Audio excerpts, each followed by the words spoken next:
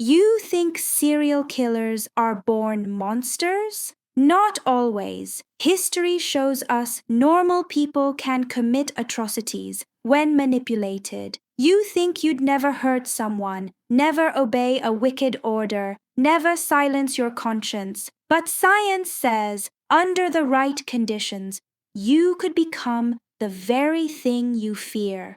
This isn't a horror story. It's a psychological fact. And it has a name, the Lucifer Effect, the horrifying science you were never taught, coined by world-renowned psychologist Philip Zimbardo. The Lucifer Effect is a study of how good, moral, even loving people can turn evil, not from mental illness, not from trauma, but simply because the situation allows it. It's not about bad people. It's about the power of the environment and how easily it flips our moral compass upside down. Zimbardo didn't theorize this. He watched it happen in one of the most disturbing psychological experiments ever conducted.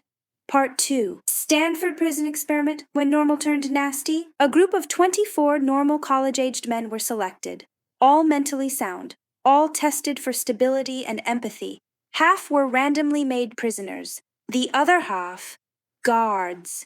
It was a fake prison, just a simulation, but within 36 hours, guards were barking orders. Prisoners were crying, revolting, breaking down, beatings, degradation, isolation. These weren't evil men. They were students, volunteers.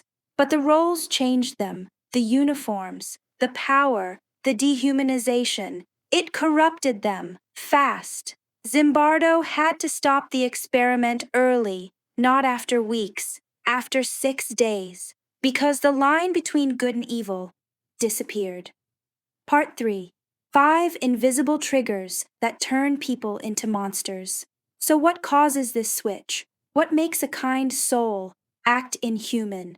Research shows normal people can commit atrocities when manipulated by obedience to authority, fear of punishment, groupthink, dehumanization, think soldiers in war, think cult members, think ordinary citizens turning a blind eye to horror.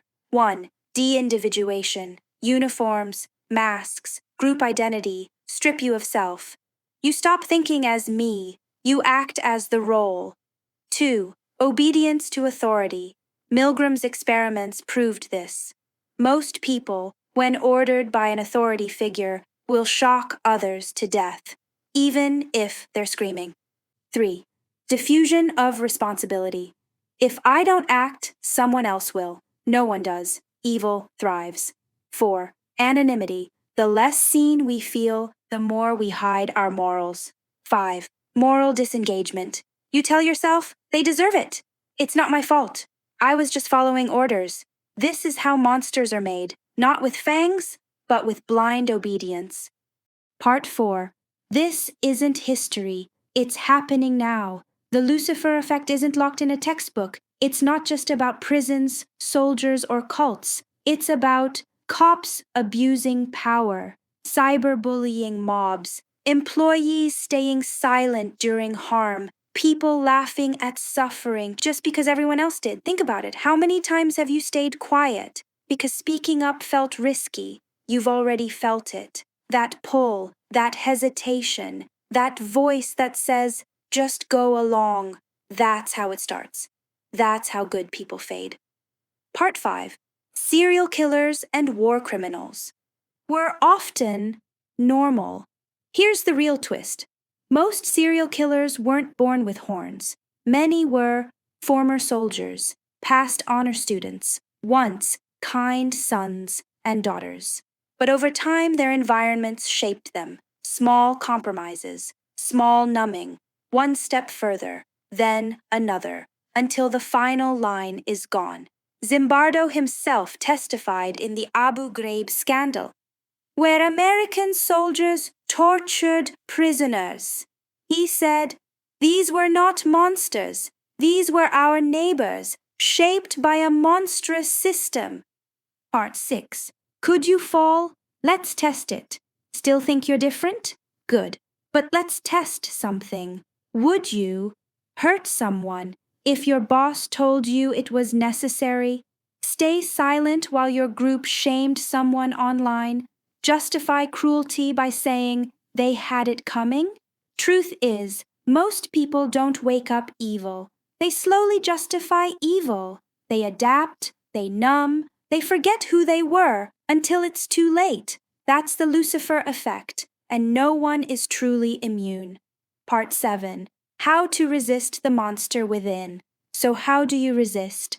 Practice self-awareness.